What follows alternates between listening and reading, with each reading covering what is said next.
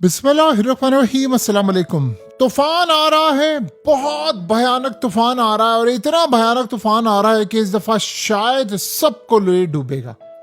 तूफान क्या है कि अमेरिका ने इस वक्त तमाम के तमाम अपने शहरियों को वार्निंग जारी कर दी है, चाहे वो इजराइल में है या इसराइल ट्रैवल करने वाले हैं या वो तमाम लोग जो मिडिल ईस्ट में हैं या वो ट्रैवल करने वाले हैं या वो मिडिल ईस्ट के अंदर मौजूद है। फौरी तौर पर उनको कहा गया है कि यहां से निकल जाएं और अब उन्होंने कहा है कि मिडिल ईस्ट की सिचुएशन इतनी खराब होने वाली है कि फ्लाइट्स कैंसिल हो जाएंगी, एयर स्पेस बंद होने वाली है, आपको ट्रैवल की इजाजत नहीं मिलेगी, एयरलाइंस अपना रूट बदलने वाली हैं, तमाम ऑपरेशन कैंसिल होने वाले हैं। तमाम के तमाम अमरीकियों को हम कह रहे हैं जितनी जल्दी हो सकता है निकल जाए।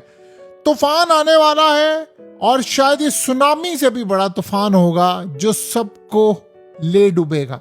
और इस सूरत हाल के अंदर अब आप इमेजिन कर लें कि खाली मामला यहाँ पर नहीं है, उन्होंने इसराइल के अंदर भी वार्निंग जारी कर दी है और कहा है कि मिडिल ईस्ट में तबाही होने वाली है और जो लोग वहां से नहीं निकल सकते वो शेल्टर्स में जाने की तैयारी करें और जो लोग वहां पर जा रहे हैं वो फौरी तौर पर फ्लाइट्स कैंसिल कर दें, निकल जाएं, आपने जाना नहीं। अब सोचें ये तब हो रहा है कि जब ट्रंप ने वॉर कैबिनेट की मीटिंग के बाद कह दिया है कि जी मैं तो करने जा रहा हूं अटैक। अब ये अटैक असल में क्यों है?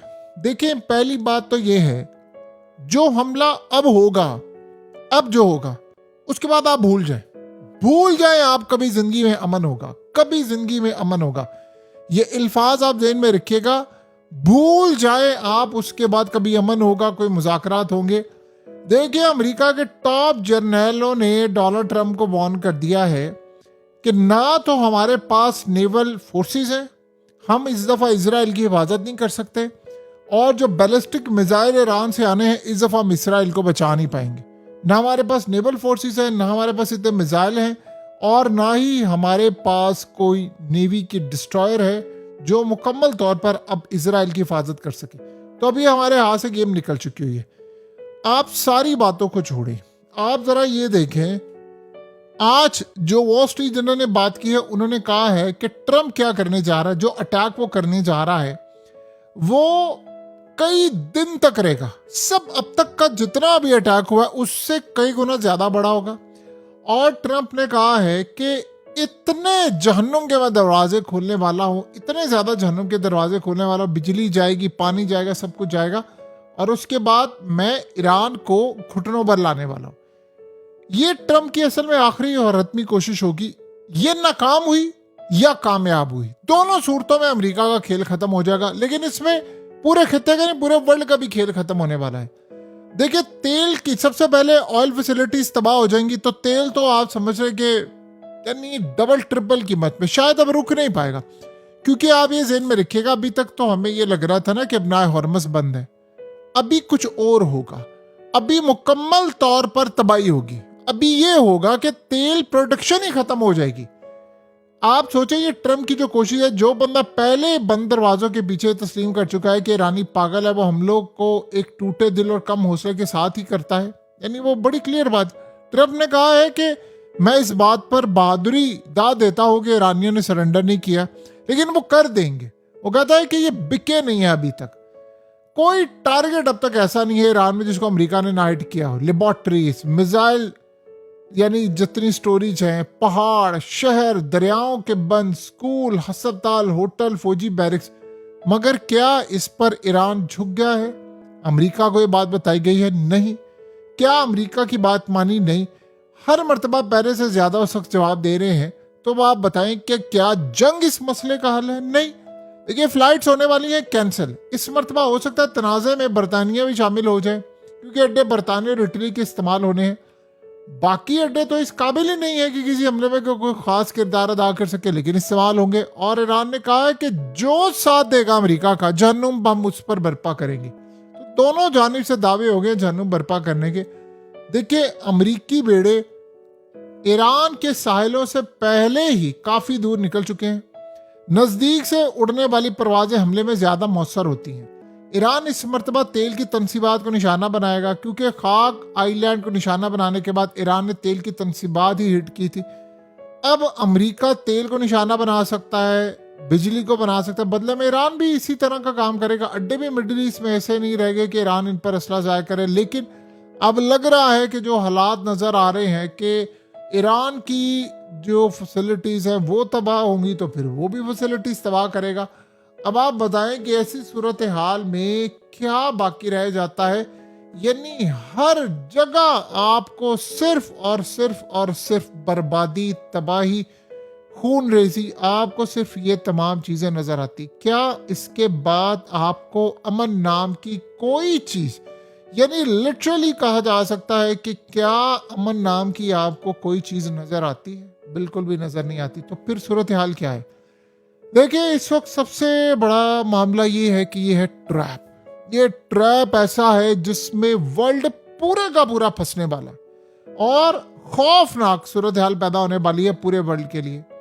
और ये इतनी ज़्यादा खौफनाक सूरत हाल है, इतनी ज़्यादा खौफनाक सूरत हाल है कि देखिए, ताज़ा हमलों में प्लान है ईरान की जो तवानाई इंफ्रास्ट्रक्चर, उसको जब ये निशाना बनाएंगे तो सूरत हाल और ज़्यादा तबाह हो जाएगी, बर्बाद हो जाएगी।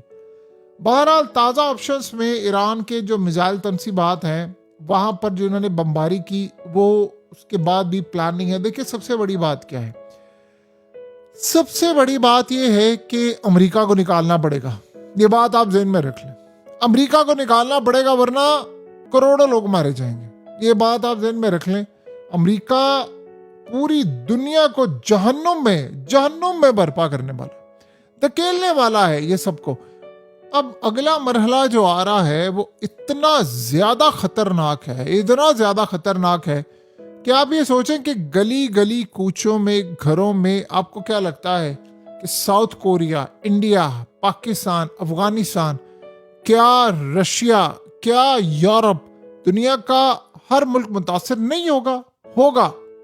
इतना होगा, इतना होगा, इतना होगा कि हम उसका तसव्वुर भी नहीं कर सकते, इतना ज़्यादा होगा। और इन हमलों में सब कुछ राख का ढेर भी बन जाएगा, ये भी आप ज़हन में रख लें। अब ये असल में आखिरी बैटल का आखिरी फेज है और ये पता नहीं कितना लंबा चलेगा, क्या सूरत हाल होगी। बिजली गई तो ख़त्म खेल, फिर गए पुल सारे, फिर गई तमाम चीज़ें, सब कुछ तबाह बर्बाद, फिर कुछ बाकी नहीं बचेगा। और अब जो सूरत हाल पैदा हो रही है वो वाकई बड़ी भयानक होगी और उन मामलात में काफ़ी ज़्यादा चीज़ें इस वक्त आपको तबाही की तरफ जाते हुए नजर आएंगी। अमेरिका चाहे जो मर्जी इस वक्त कर ले, जो मर्जी हालात इस वक्त पैदा हो जाएं, उसकी तबाही कंफर्म है। देखिए, ईरान ने इस दफ़ा अगर ये अटैक हो गया तो ईरान की पूरी कोशिश क्या होगी? वो सारे मिसाइल चला दें। अमेरिका के पास मिसाइल नहीं है तो उनकी कोशिश ये होगी कि हम यहाँ तक नौबत ले आए कि अमेरिका को अपने अड्डे खाली करने पड़े। अमेरिका ने अगर अड्डे खाली ना किए तो फिर ये पूरे का पूरा वर्ल्ड जहन्नुम में रहेगा। ये आप ज़हन में रख लें। लोग ऑलरेडी बेजार हो चुके हुए हैं, ऑलरेडी तंग आ चुके हैं और ये बेजारी इतनी ज़्यादा है, इतनी ज़्यादा है कि जिसका तसव्वुर भी नहीं किया जा सकता। और इस दफ़ा जो खेल है वो अमेरिका की पहुंच से तो बाहर है। देखिए, इसमें एक और भी चीज़ बड़ी ख़तरनाक है कि आप एक मिनट के लिए सोचे हैं कि वर्ल्ड के साथ क्या होगा जब तेल की फैसिलिटीज तबाह हो जाएंगी, जब गैस ख़त्म हो जाएगी। आपको पता है कि अगर कतर की गैस का तबाही वाला मामला हो गया तो पूरी दुनिया के अंदर गैस बहरान आ जाएगा।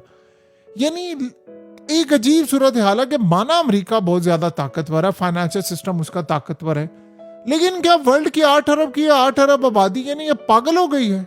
8 अरब आबादी है, अमेरिका के उसमें से निकाल दे तो 7 अरब कुछ करोड़ बचते हैं, उसमें से 90 लाख आप इसराइल के निकाल दे। यानी पूरा वर्ल्ड अब तमाशा सिर्फ देख रहा है कि अमेरिका कब आएगा, अमेरिका कब मारेगा, हमें कब तबाह करेगा तो हम तबाही की तरफ जाएंगे। यानी किसी में कोई हिम्मत नहीं है कि उठकर अपने आप को बचा ले। साउथ कोरिया का हशर देखिए क्या हो रहा है, जाकर उनकी स्टॉक मार्केट है, उनके ट्रेडर्स पागल हो गए हैं। जापान का हाल देखें आप दुनिया के बाकी छोटे बड़े ममालिक का हाल देखें, महंगाई से लोगों का हशर नशर हो गया है। क्या करेंगी दुनिया, क्या होगा मामला, क्या इस तरह चलता रहेगा निजाम? और कितनी देर तक चलेगा, कितनी देर तक निजाम चलेगा, ये एक सवाल है। कोई अमेरिका के हाथ रोकने को तैयार नहीं है। ऐसा लग रहा है कि सारे पागल हो चुके हुए हैं और अमेरिका के साथ सब ने फैसला कर लिया कि ठीक है, अगर वो पागल होता है तो हम भी उससे बड़े पागल हैं। यानी कोई रोकने को तैयार नहीं। और इतनी बुरी सूरत हाल लग फिर ऐसे ही रहा है कि अब सब पागल हो गया तो सब मरेंगे। तो ये बात आप ज़हन में रख लें, अगर सब गए तो फिर खेल खत्म, और अगर इवन के बच भी गए तो बचने वाले फिर ये सोचेंगे कि काश काश काश हम भी चले जाते, क्योंकि बचना जीना ज्यादा बुरा होगा मरने से। तो ये हालात पैदा होने वाले। जब तक अमेरिका की मनहूसियत का साया रहेगा पूरी दुनिया के ऊपर, दुनिया में अमन नहीं आ सकता। और इसराइल वो तो अमन के इतने बड़े दुश्मन हैं कि पूरा वर्ल्ड खा जाएं लेकिन वो कुछ भी नहीं करेंगे।